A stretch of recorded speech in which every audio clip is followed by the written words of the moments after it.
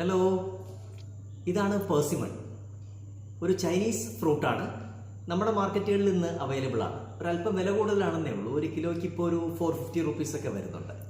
നമ്മുടെ നാട്ടിൽ ഇത് കാക്കപ്പഴം, കാക്കിപ്പഴം, തമ്പിൽപ്പഴം എന്നൊക്കെയാണ് അറിയപ്പെടുന്നത്. കേരള ക്ലൈമറ്റിലൊന്നും ഇത് ഇവിടെ വളരില്ല, ഈ ചെടി വളരില്ല.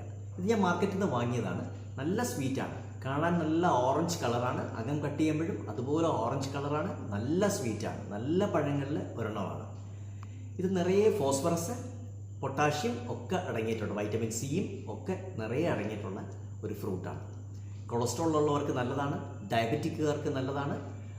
പിന്നെ ഫാറ്റി ലിവർ ഉള്ളവർക്ക് ഡോക്ടേഴ്സ് പ്രിസ്ക്രൈബ് ചെയ്യുന്ന ഒരു ഫ്രൂട്ടാണ് പേഴ്സിമൺ. ഇതാണ് പേഴ്സിമൻ്റെ ഉൾഭാഗം. നമുക്കൊന്ന് ടേസ്റ്റ് ചെയ്ത് നോക്കാം.